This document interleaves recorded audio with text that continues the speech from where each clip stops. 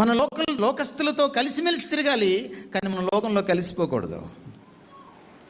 ఉప్పు మమేకమవుతుంది, కానీ దాని ఉనికిని చాటుతుంది. ఉప్పు ఏం చేస్తుంది సార్? చెడిపోకుండా కాపాడుతుంది. పాత రోజుల్లో రెఫ్రిజిరేటర్స్ లేనప్పుడు ఏం చేసేవాళ్ళు? ఉప్పు దట్టించి ఎండబెట్టి డబ్బాలో వేసుకొని తర్వాత తినేవాళ్ళు వండుకొని. ఉప్పు ఏం చేస్తుంది? చెడిపోకుండా కాపాడుతుంది. చుట్టూ ఉన్న సమాజం చెడిపోకుండా కాపాడేది ఏమిటి? It is the church. వెలిగించేస్తుంది, దారి చూపిస్తుంది. లోకానికి దారి చూపించాల్సింది ఏమిటి? It is the church. ఎప్పుడు సాధ్యమవుతుంది ఇది? నిజమైన వెలుగైన ఆయనకు మనం హత్తుకొని ఉన్నప్పుడు, ఆయన వెలుగులో మనం జీవించినప్పుడు ఆయన గుణాతిశయాలను మనం ప్రచురం చేయగలుగుతాం.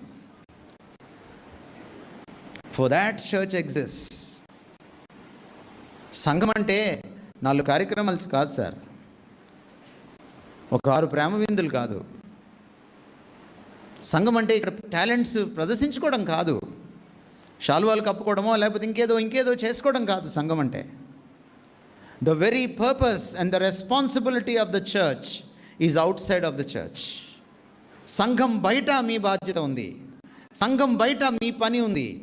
అందుకోసమే మీరు పుట్టారు క్రీస్తులో, అందుకోసమే మీరు క్రీస్తులో బ్రతుకుతున్నారు, అందుకోసమే మీరు 44 సంవత్సరాలకి ఇక్కడ ఉన్నారు. If this is not achieved, you are not a church. నా మాటలు కఠినంగా ఉండొచ్చు, బట్ ఇవి సత్యం.